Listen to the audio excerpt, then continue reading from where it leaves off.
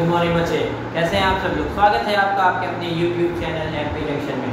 जैसा कि आप लोगों को मालूम है, एमपी जंक्शन आप लोगों के लिए क्लास 9, क्लास 10, क्लास 11 और क्लास 12 के जितने बच्चे हैं उन लोगों के लिए रेगुलर बेसिस पे फिजिक्स का कंटेंट आप लोगों के सामने लेकर के आ रहा है। तो आज भी मैं आप लोगों के सामने एक नए वीडियो के साथ में हाजिर हूँ और ये वीडियो क्लास 11 के बच्चों के लिए है। ऐसा आप लोगों को बताया गया है कि जो सैटरडे का और संडे का जो शेड्यूल है वो शेड्यूल आप लोग क्लास 11 के बच्चों के लिए होगा।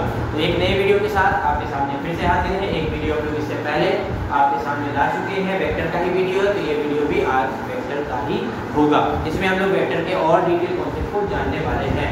इससे पहले वाले वीडियो में हम लोगों ने क्या देखा था बच्चों? इससे पहले वाले वीडियो में हम लोगों ने देखा था वेक्टर्स क्या होता है, टाइप्स कितना होता है और एक यूनिट वेक्टर क्या होता है।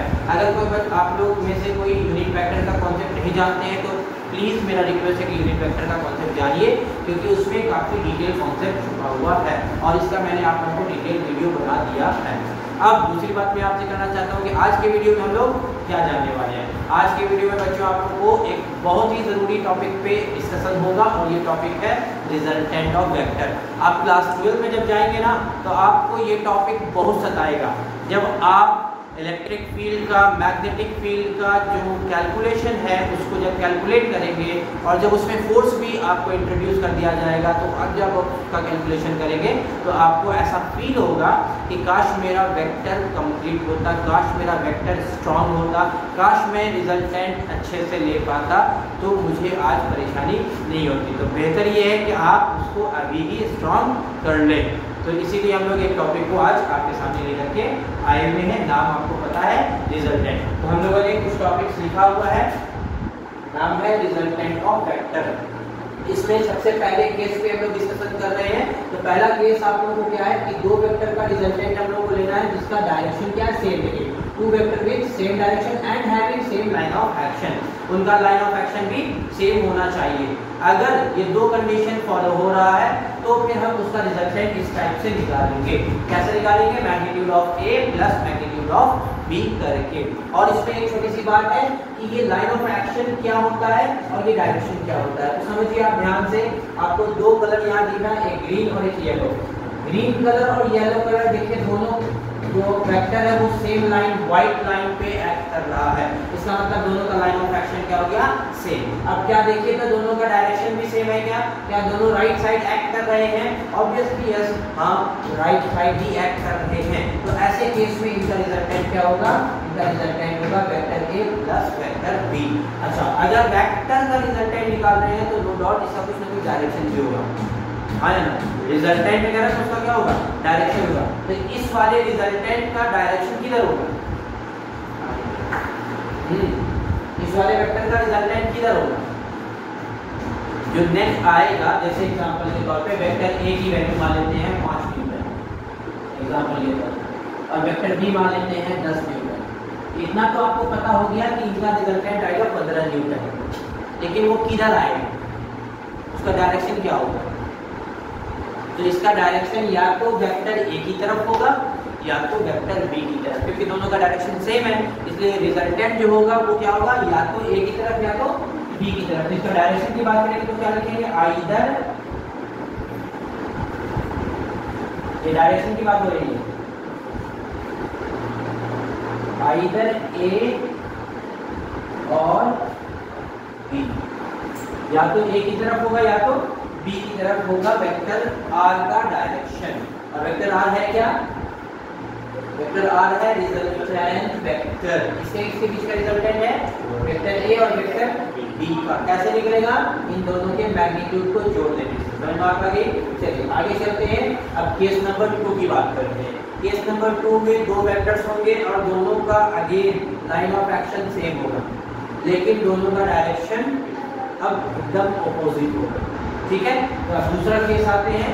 और दूसरा केस अगर हम लोगों को चलना है, लेना है, तो सिंपली इसको हम लोग क्या कर लेते हैं, कॉपी करते हैं,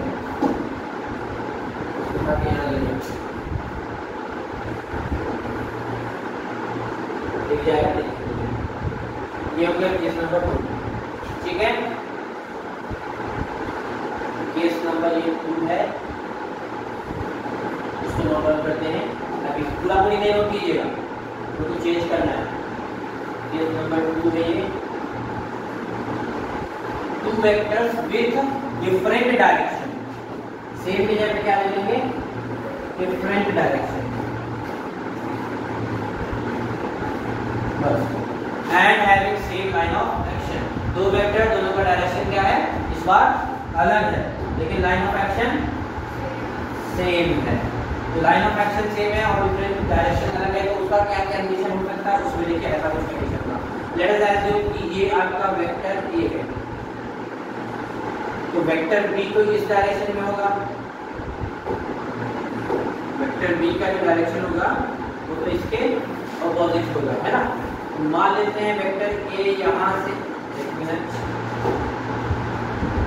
वेक्टर ए जो है यहाँ से यहाँ तक वेक्टर ए है, ठीक है, और यहाँ से यहाँ तक वेक्टर बी है।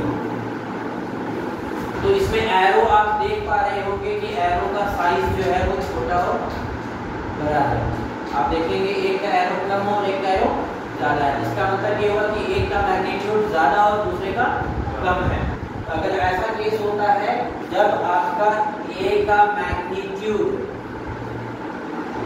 बी से ग्रेटर हो जाए, तो उस केस में जो वेक्टर आर होगा, वेक्टर आर होगा magnitude of A minus magnitude of B, ठीक है।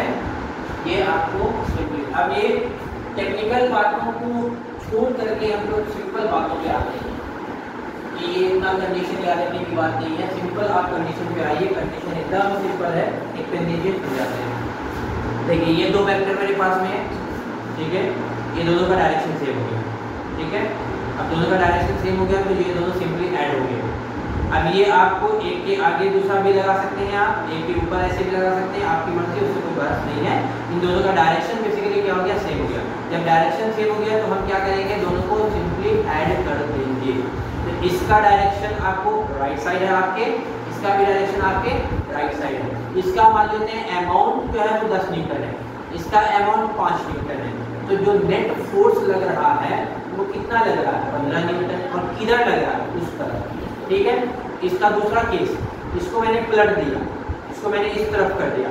अब आपको ऑब्वियस सी बात है कि दो वेक्टर्स जो होंगे इनका रिजल्टेंट जो होगा वो घटा के आएगा, अब जोड़ेगा नहीं। अब क्या होगा, एक में से दूसरे को कम करेंगे। कोई एक बंदा इसको इधर खींच रहा है, तो अगर एक बंदा इधर खींच रहा है तो कोई दूसरा बंदा उधर भी तो खींच रहा है। तो अब जिसके पास ज्यादा ताकत होगा उधर ही जाएगा, जिसके पास ज्यादा ताकत होगा उधर ही जाएगा। अच्छा, अगर उसके पास ज्यादा ताकत है, जैसे मेरे पास मान लेते हैं ताकत है, मैं 100 न्यूटन का फोर्स लगा सकता हूँ, I am capable to apply a force of 100 newton, ठीक है, in the left side direction. मैं लेफ्ट साइड डायरेक्शन में 100 न्यूटन का फोर्स लगाने के लिए कैपेबल हूँ। आयुष, आप जो है वो राइट साइड डायरेक्शन में 50 न्यूटन का फोर्स लगाने की कैपेबल है। तो आप मेरे 100 न्यूटन में से 50 न्यूटन तो क्या कर दिया, घटा दिए ना, क्योंकि मेरा 50 न्यूटन तो वेस्ट हो गया। अगर आप नहीं रहते तो मैं 100 न्यूटन उधर जाता, लेकिन आपने क्या किया, नहीं सर हम आपको इधर जाने नहीं देंगे। तो आपने क्या किया, मुझे अपोज किया, और कितने न्यूटन से, 50 न्यूटन से। तो फिर भी ताकतवर कौन हो, मैं हूँ। तो मेरा फोर्स से हम लोग क्या होंगे, उस तरफ मूव करने वाले हैं, ठीक है। तो फिर मेरे ऊपर नेट फोर्स जो है, मैं जो नेट फोर्स लगा रहा हूँ किधर लगा रहा हूँ, उस तरफ लगा रहा हूँ, कितना न्यूटन, तो 50 न्यूटन का। और आयुष पे भी एक फोर्स लग रहा है, तभी तो आयुष भी मेरी तरफ जाएगा। तो आयुष पे भी फोर्स लग रहा है, और कितने न्यूटन का, 50 न्यूटन का ही। बस में आई। तो दोनों किस डायरेक्शन में मूव करेंगे, मैं जिस डायरेक्शन में फोर्स लगा रहा था उसी डायरेक्शन में। मतलब कि इस केस में रिजल्टेंट तो आ गया a माइनस बी, और इसका डायरेक्शन क्या होगा, जो ताकतवर है उसका डायरेक्शन। तो डायरेक्शन की अगर मैं बात करता हूँ,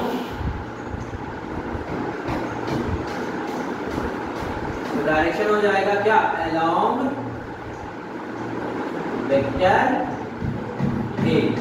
हमेशा वेक्टर ए होगा क्या, नहीं, यहाँ पे a ग्रेटर देन b था, इसीलिए a के डायरेक्शन में हुआ। अगर b ग्रेटर देन a हो जाता तब फिर b के डायरेक्शन में होता। ये बात समझ में आ रही होगी। चलिए यहाँ तक चाहे तो नोट कर लें, जल्दी से यहाँ नोट कर ले, इतना इतना नोट कीजिए, फिर आगे चलते हैं। थोड़ा सा आप लोग भी अपने समय को यूटिलाइज करें और इसको नोट कर सकते हैं। वीडियो को मैं पॉज नहीं करने वाला हूँ, वीडियो ऐसे ही चलेगा, ठीक है।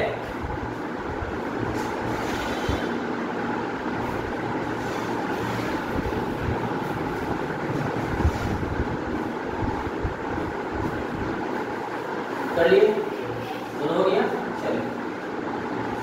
तो इस पे एक क्वेश्चन कर लेते हैं हम लोग। क्वेश्चन लिखिए,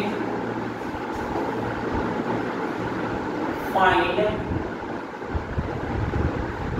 रिजल्टेंट ऑफ फोर्स, फोर्सेस कर लेते हैं। और एक बात और याद रखना, एट अ टाइम एक बार में दो फोर्स का ही रिजल्टेंट निकल देगा। एट अ टाइम एक बार में दो फोर्स का ही रिजल्टेंट आप निकाल सकते हैं। उन दोनों का जो रिजल्टेंट आएगा उसको फिर तीसरे से आप कंपेयर करके फिर निकाल सकते हैं, ठीक है। और समझ आ रही है, तो find the resultant of the forces.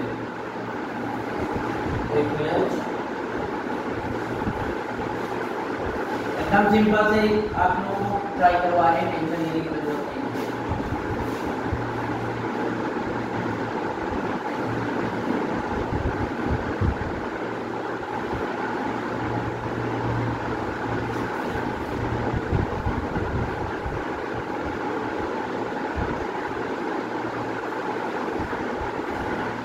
Total यहाँ पे कितने फोर्सेस हैं? चार फोर्सेस। एक है आपको 10 न्यूटन का, एक है आपको 6 न्यूटन का, एक है आपको 4 न्यूटन का और एक है आपको 2 न्यूटन का। उसमें से 10 न्यूटन, 6 न्यूटन और 2 न्यूटन, इसका डायरेक्शन सेम है, इसका डायरेक्शन सेम है, लेकिन 4 न्यूटन का डायरेक्शन अलग है, लेकिन सबका लाइन ऑफ एक्शन सेम है। तो पहले हम लोग एक काम करते हैं, इसका नामकरण करना चाहें तो नामकरण कर सकते हैं। इसको F1 हम क्वेश्चन में आप लोगों को लिख के दे देते हैं, आप लोग लिख लीजिए, इसका नाम लिख लीजिए F1, इसका नाम लिख लीजिए F2, इसका नाम लिख लीजिए F3, इसका नाम लिख लीजिए F4। 4 फोर्स हो गया, ठीक है। अब आपको इसका रिजल्टेंट फाइंड आउट करना है। क्या आपने फाइंड कर लिया है? फाइंड करके बताइए, तो फाइंड करके बताइए। 1414, हाँ वेरी गुड, सही है। कैसे निकाला हम लोग? देखिए एट अ टाइम पहले काम करते हैं, R निकालते हैं किसका? 1 का, 2 का और 3 का। रिजल्टेंट निकाल लेंगे एक साथ 3 का निकाल। ऐसे एट अ टाइम तो 2 ही का निकलता है, लेकिन हमने आपको 3 का क्यों निकाला? क्योंकि तीनों एक ही साथ में था, इसीलिए सबको जोड़ दिया। तो 1 2 3 एट अ टाइम। तो क्या डायरेक्ट हम लोग ऐसा कह सकते हैं, मैग्नीट्यूड ऑफ F1 प्लस में मैग्नीट्यूड ऑफ F2 प्लस में मैग्नीट्यूड ऑफ F3। तो F1 का मैग्नीट्यूड है 10, F2 का मैग्नीट्यूड है 6, F3 का मैग्नीट्यूड है 2। कितना आया? 18 न्यूटन आया। ये किधर आ रहा है? राइट साइड ना। 1 2 और 3 का रिजल्टेंट ये आ गया। अब आते हैं सबका मिला के रिजल्टेंट। तो अगला हम लोग निकाल रहे हैं सबका रिजल्टेंट। उसके लिए हम लोग लिख रहे हैं क्या? R 1 2 3 4। इसे हम लोग कैपिटल R माना। अब ये क्या होगा? ये हो जाएगा R1 2 3 माइनस R4, R नहीं F। देखो तो क्या ऐसे लिख सकते हैं हम लोग? पहले वो तीनों को जोड़ दिया, वो आ गया 18 में से इसको हम क्या कर देते हैं? माइनस। ये हो जाएगा 18 और माइनस में कितना? 4। कितना आया? 14 न्यूटन का फोर्स आ गया रिजल्टेंट वाला। इसका डायरेक्शन किधर है? राइट साइड है, क्योंकि जो बिगर फोर्स होगा उसी के साथ में आपको डायरेक्शन ले लेना है। डायरेक्शन है आपको राइट साइड, ठीक है। आई बात समझ में? एक सिंपल सा क्वेश्चन था, इसका आंसर भी आपको समझ में आ गया होगा, आराम से कोई दिक्कत नहीं है।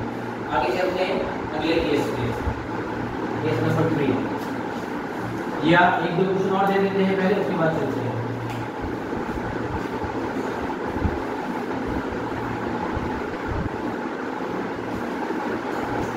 Find the resultant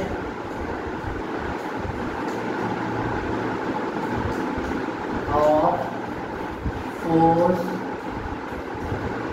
forces along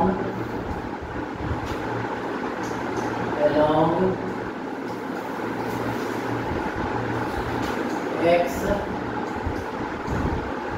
and y direction.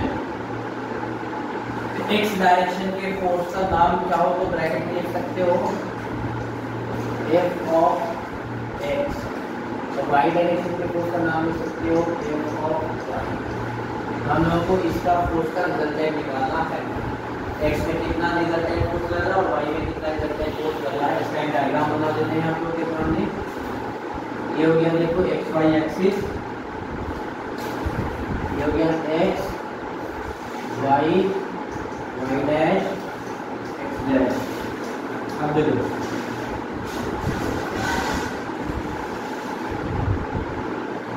ये आ जाएगा आपको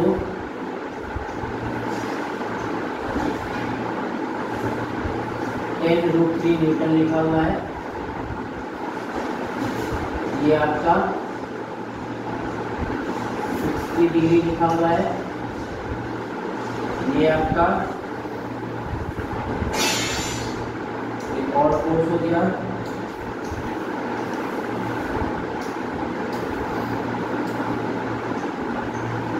ये आपका 15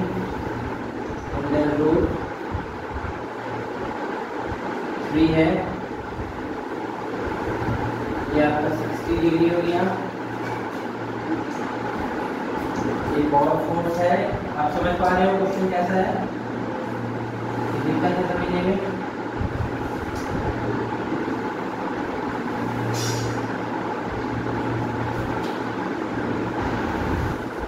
न्यूटन है, 60 डिग्री है।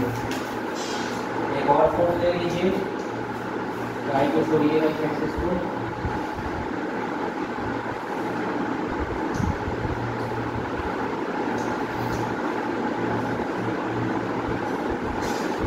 न्यूटन है और ये आपका 30 डिग्री है। चलिए इसमें आपको क्या करना है, रिजल्टेंट फाइंड करना है x में और y में, ठीक है। तो करने की कोई उम्मीद नहीं, अब करेंगे, सोचिए और बनाइए। ट्राई टू सॉल्व, उस समय आप भी दे सकते हैं, अपने तौर पे आप भी सॉल्व करें और अगर आपसे बन जाता है तो आप कमेंट कर सकते हैं इसका आंसर, ठीक है। नहीं बनेगा तो फिर तो हम थोड़ा सा वेट कर लें, फिर मैं सॉल्व करके आपको बताऊंगा।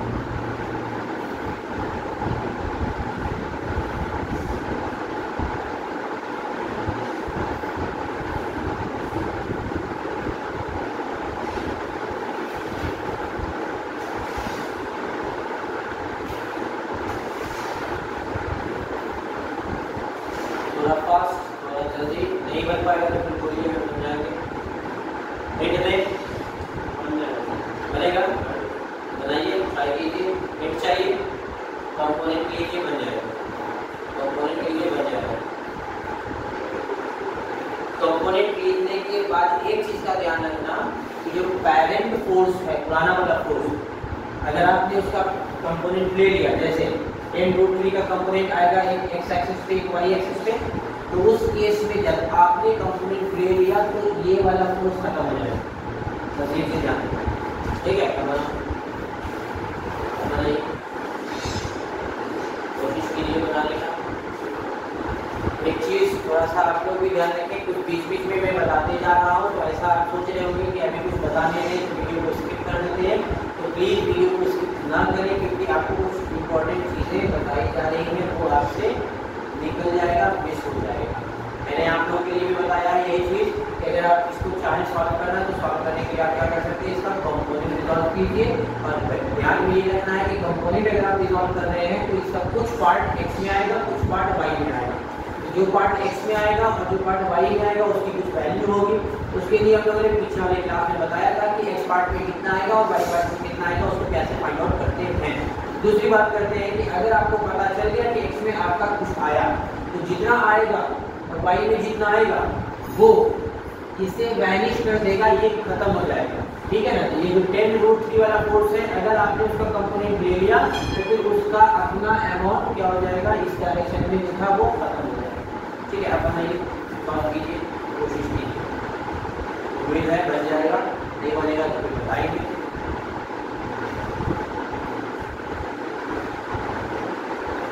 क्वेश्चन आपको थोड़ा एक बार के लिए अच्छा करा रहे हैं, ऐसे तो सिंपल में करा सकते थे, लेकिन इसमें सब जब सारा कंसेप्ट आ ही जाएगा तो फिर सिंपल कराने की जरूरत नहीं है। अलग अलग निकालना है, इस बात का ध्यान रखना है। x में अलग निकलेगा और y में अलग निकलेगा। ठीक है, ओवरऑल रिजल्ट नहीं निकालना है, x का अलग निकालना, y का अलग निकालना।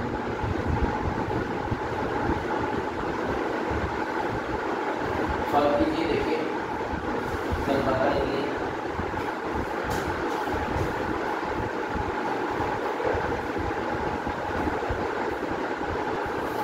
चलिए इस क्वेश्चन को अब मैं आप लोगों के साथ में सॉल्व कर रहा हूँ। इसको हम लोग क्या करते हैं, शिफ्ट करते हैं।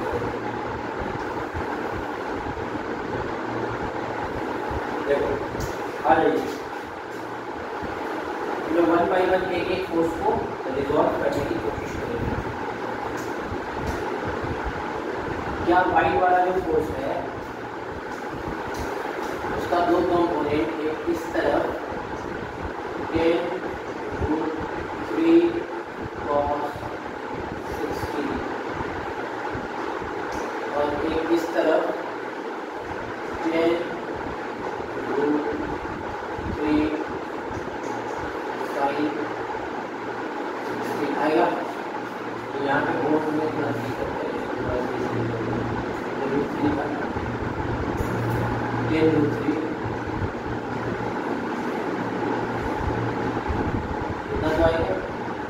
ठीक है।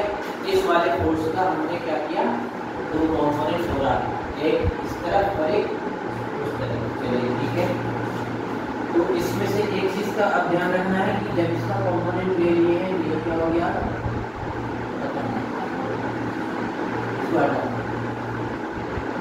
ठीक है। चलो आगे चलते हैं। अब हम लोग इसका कंपोनेंट ले रहे हैं, ठीक है, ब्लू वाला। जो ब्लू वाला है उसका एक फोर्स इस तरफ आएगा और ये आ जाएगा आपको 10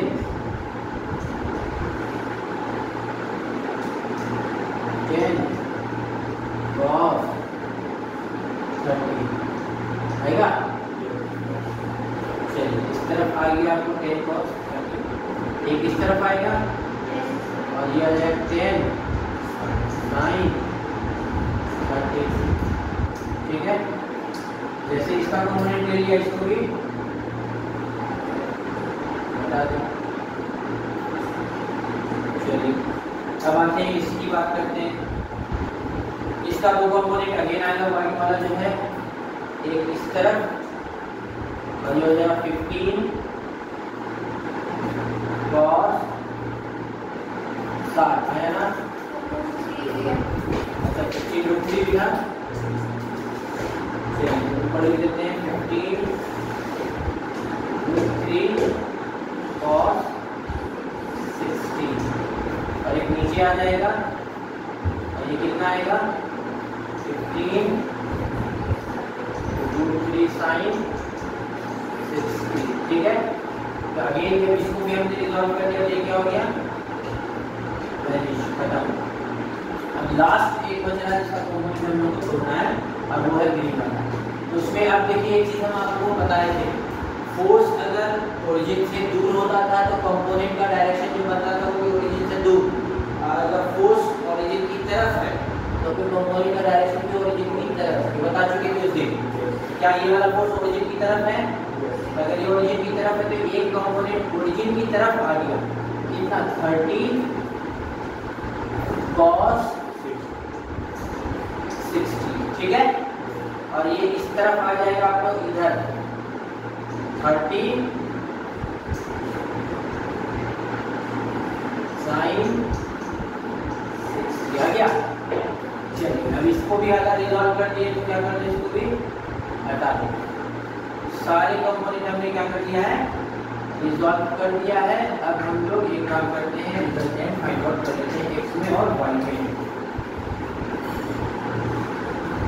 तो अब बताइए 1/1 x में कितने फोर्स हैं, x में टोटल कितने फोर्सेस हैं, x में कितने फोर्स हैं मैंने ये पूछा है। मतलब पॉजिटिव और नेगेटिव मिला के 4 फोर्सेस हैं x में, और y में भी 4 फोर्सेस हैं। x के 4 फोर्सेस में से 3 का डायरेक्शन किधर है, राइट साइड, और एक का डायरेक्शन लेफ्ट साइड। तो डायरेक्टली में fx देखिए, अगर fx लिखेंगे तो जो राइट साइड है सबको पहले एक तरफ लिख लेते हैं 10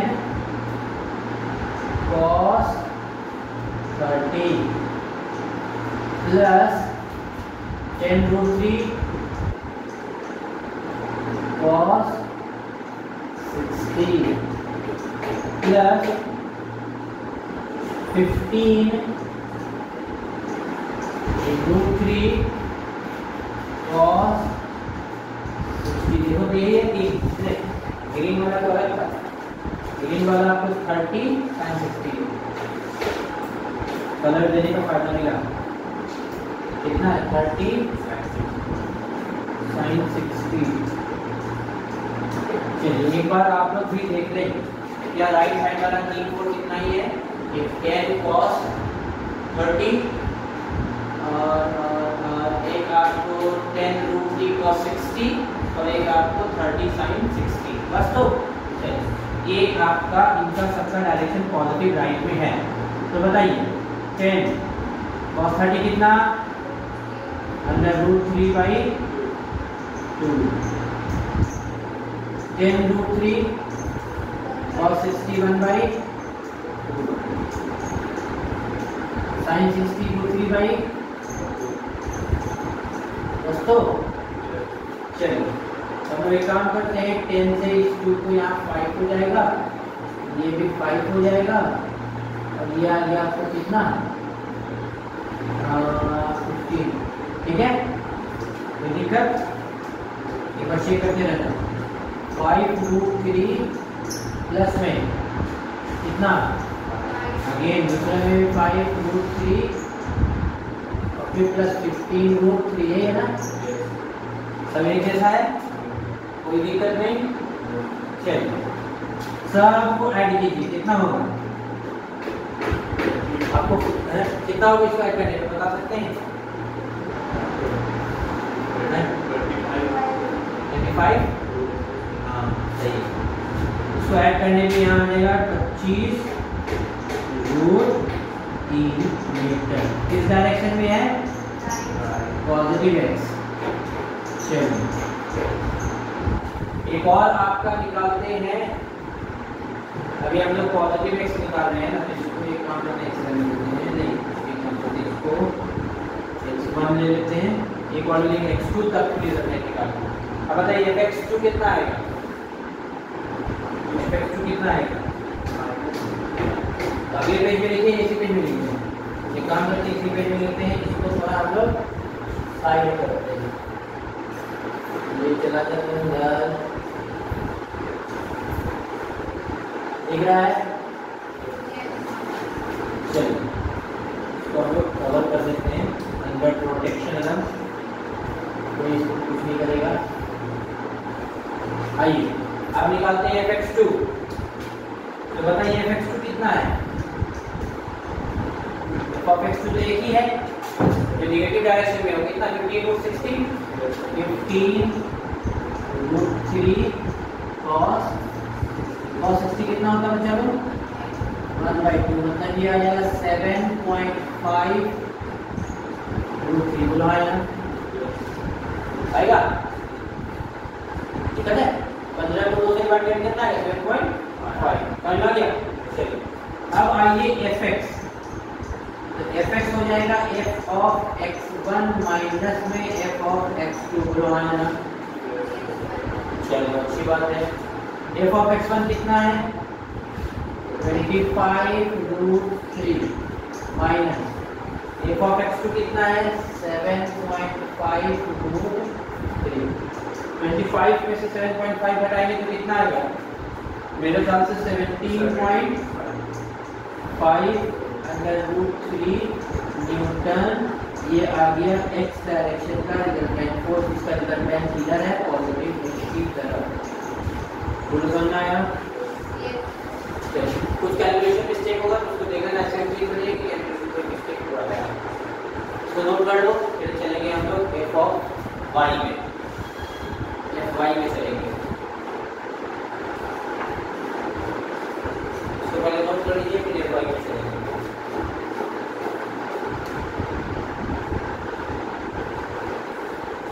आइए अब f y हम लोग सॉल्व कर रहे हैं, तो f x हो गया। अब f y के लिए एक काम करते हैं, इन सब को हटाते हैं।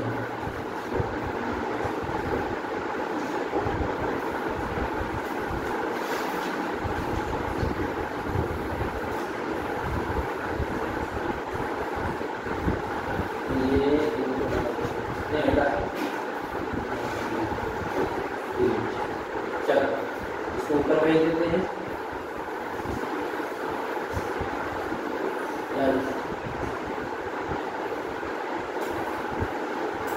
fx आ गया है। अब fy, अब fy हम डायरेक्ट निकालें, ठीक है। fy डायरेक्ट कैसे निकलेगा इसको देखिए। fy टोटल 3 फोर्स नीचे की तरफ है, एक फोर्स ऊपर, तीनों को जोड़ देते हैं। तो ये हो जाएगा 10 sin 30, उसके बाद plus 15√3 sin 60 plus 30 cos 60 minus, क्या माइनस करेंगे 10√3 sin 60। बोलो कोई दिक्कत? चलो 10 sin 30 कितना होता है बच्चा? 1/2। 15√3 sin 60 हो जाएगा √3/2 प्लस cos 60 हो जाएगा 1/2 ना, माइनस sin 60 कितना हो जाएगा √3/2। चलिए तो ऐसा है कि इसको हम लोग क्या कर सकते हैं, उड़ा सकते हैं 5, इसको उड़ा सकते हैं 15।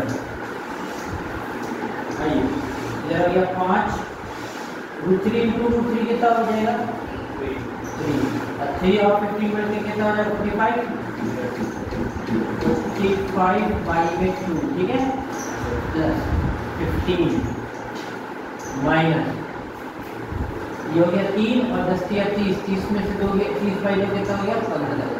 15 से 15 गया कितना आया 5, और ये आ गया 22.5, कितना आ गया 27.5।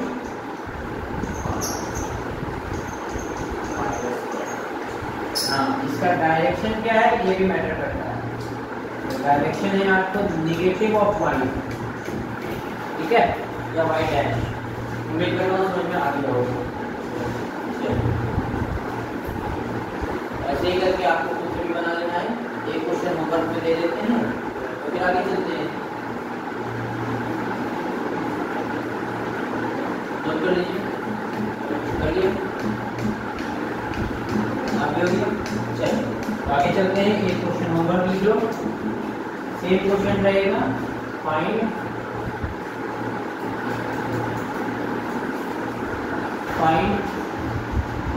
fx and fy, ठीक है।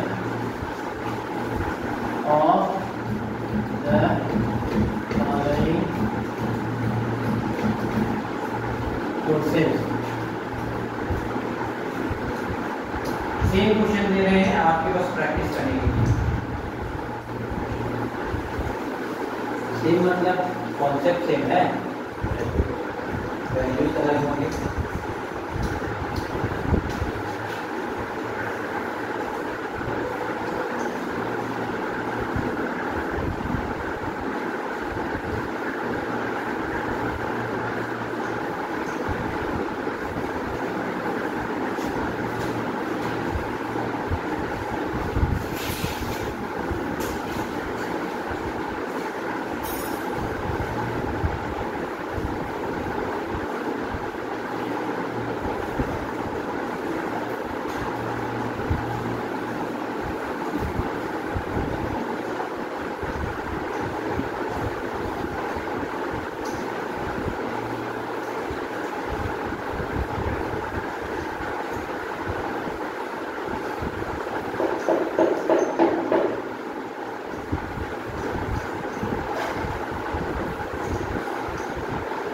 रूट 2 भी है।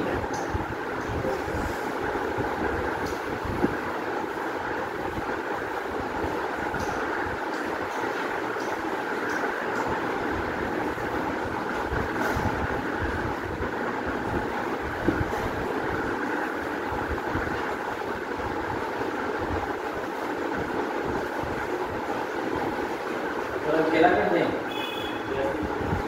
कर देंगे।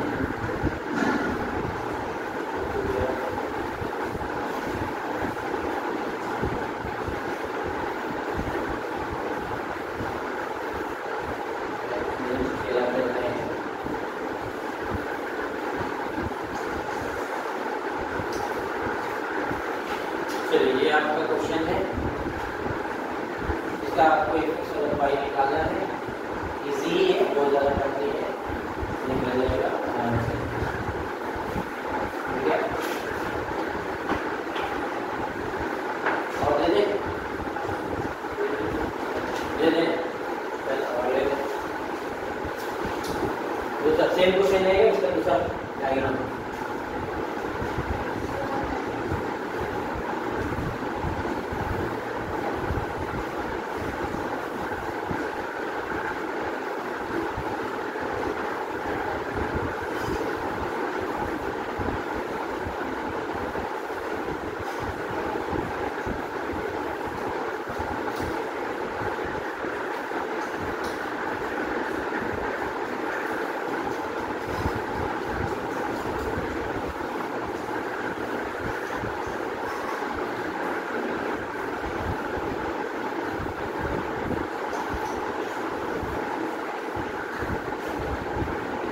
इसकी वैल्यू हम दे रहे हैं आपको।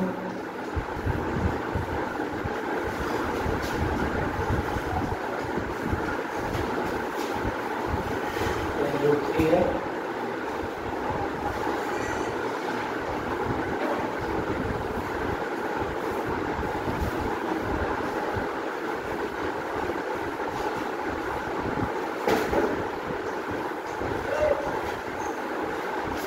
चल इसका भी आपको क्या निकालना है, x और y में फोर्स। हिंट दे दे, हिंट ये होगा कि पहले उस पॉइंट को देखिए जिस पॉइंट पे कितनी का फोर्स लग रहा है। वो पॉइंट है ये वाला, अगर आप ध्यान से देखिएगा इसी पॉइंट से एक फोर्स इधर जा रहा है, एक फोर्स इधर आ रहा है, एक फोर्स पीछे आ रहा है। ठीक है, तो पॉइंट मिल गया आपको। अब बस कुछ नहीं करना है, इसी पॉइंट के अकॉर्डिंग आप क्या कर दो, इसको ओरिजिन मानते हुए x और y ड्रॉ कर दो। ठीक है, अब क्या आप x और y जब ड्रॉ कर लेंगे तो आप फाइंड आउट हो सकता है, ये हो गया x, ये हो गया x डैश, y क्या फाइंड आउट हो सकता है x और y। सोच के बताना, होमवर्क है, सोचना, एक बार याद होता है क्या दिक्कत है। नोट कर लिए, अब एक केस नंबर 3 लगा लो, तीसरा मुकदमा। केस नंबर 3 लिखेंगे व्हेन केस नंबर 3 when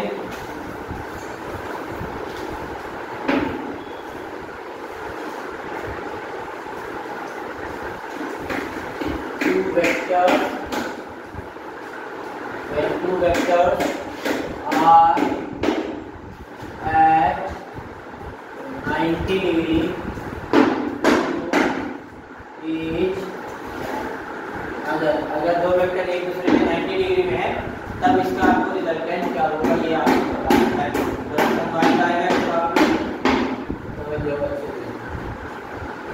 दो वेक्टर जब आपस में क्या है राइट एंगल पे है 90 डिग्री पे है तो उसका रिजल्टेंट क्या होगा। ठीक है, ये ऐसे स्पेशल केस में है, बाकी इसका जनरल फार्मूला भी होता है तो आगे बताएंगे। मान लेते हैं वेक्टर ए है इधर, वेक्टर बी है इधर, बीच एंगल है 90 डिग्री। इस केस में जो रिजल्टेंट होगा आर वेक्टर, ये आर वेक्टर जो है वो under root of vector A के मैग्नीट्यूड का स्क्वायर होगा प्लस वेक्टर बी के मैग्नीट्यूड का स्क्वायर होगा। इसको याद कर लीजिएगा। ठीक है, ये आपका ए और बी का रिजल्टेंट बताएगा और इसका डायरेक्शन किधर होगा। तो डायरेक्शन डिपेंड करता है कि ए का मैग्नीट्यूड और बी के मैग्नीट्यूड का अमाउंट कैसा है। अगर ए ज्यादा है तो वेक्टर जो है ए की तरफ शिफ्ट होगा, अगर बी ज्यादा है तो वेक्टर जो बी की तरफ शिफ्ट होगा। ए और बी का इक्वल है अपने दोनों के बीचों बीच में होगा और उसका तरीका होता है फाइंड करने का डायरेक्शन वो बता देंगे। पहले इधर रिजल्टेंट का फॉर्मूला लिख लो।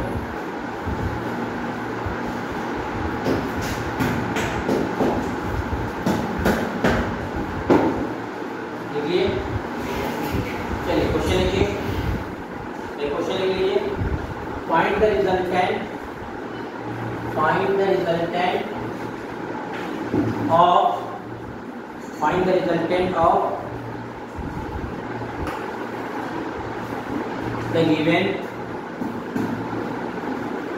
of the given forces. Find the resultant of given forces. ये आपका क्वेश्चन है। चलिए देखिए, सिंपल बना रहे हैं। 8 न्यूटन 6 न्यूटन और दोनों का आपको रिजल्टेंट बताना है। ये पहला आपका ठीक है। सिंपली क्या करेंगे, रूट ओवर 6 का स्क्वायर प्लस 8 का स्क्वायर, ये जाए का जाएगा बराबर root over 6 square plus 8 square is equal to root over 36 plus 64 root over 100 मतलब 10 न्यूटन। आर का मैग्नीट्यूड फिलहाल, लेकिन आर का डायरेक्शन क्या है वो ऐसे नहीं आता है, इसके लिए थोड़ा सा अपन देखना है। ज़्यादा में मैग्नीट्यूड ऑफ आर कर लीजिए, डायरेक्शन कैसे आएगा बताएंगे बाद में। ठीक है, दूसरा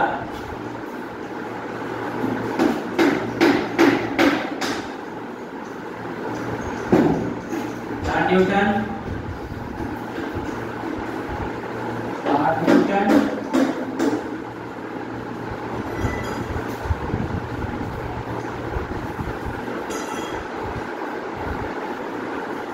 5 न्यूटन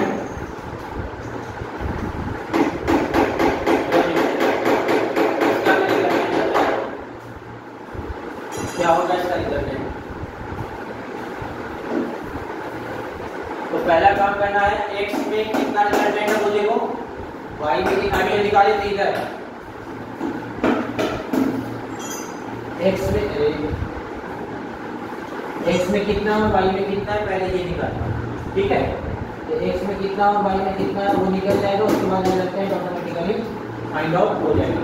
तो बताइए क्या आप लोग इसका रिजल्टेंट x में जब निकालेंगे तो इस फोर्स का एक वेक्टर इस तरफ 4 न्यूटन है, तो बताइए उधर 8 इधर 4, 8 में से 4 गया तो 4 और उसका डायरेक्शन लेफ्ट साइड। चलिए ऊपर 2 नीचे 5, तो नीचे आ गया कितना 3, कोई दिक्कत अब बताइए दो फोर्स आ गया, दोनों के बीच का डायरेक्शन की एंगल कितना है 90 डिग्री। तो जब दो फोर्स आपस में राइट एंगल पे होते हैं तो डायरेक्ट इसका डायरेक्ट फॉर्मूला क्या है R बराबर √3 का स्क्वायर प्लस 4 का स्क्वायर कितना हो जाएगा 5 समझ में आई। अब एक होमवर्क किसी में ऐड कर लो, एक होमवर्क किसी में ऐड कर लेना है।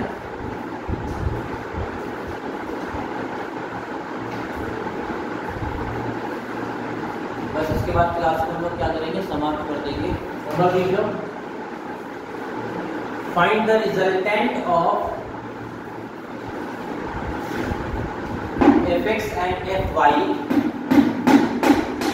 find resultant of fx and fy of the given two PW2 homework problem. Find the resultant of fx and fy of given homework. ठीक है, मुझे दो गिवन होमवर्क दिया हुआ है ना, उन दोनों होमवर्क्स का आपको क्या निकालना है fx और y। समझ में आई? जैसे क्या करना है एक बार देख लो, यहाँ fx और y निकाले थे ना, इन दोनों का रिजल्टेंट भी आपको निकालना है, निकल जाएगा। बस दोनों का स्क्वायर को रूट में लगा के ऐड करके चिपका देना, इसका fx और y भी निकल जाएगा। उसके बाद रिजल्टेंट इसका भी fx और y निकाल के रिजल्टेंट कर लेंगे। चलिए, तो मिलते हैं अगले वीडियो में, तब तक के लिए बाय बाय।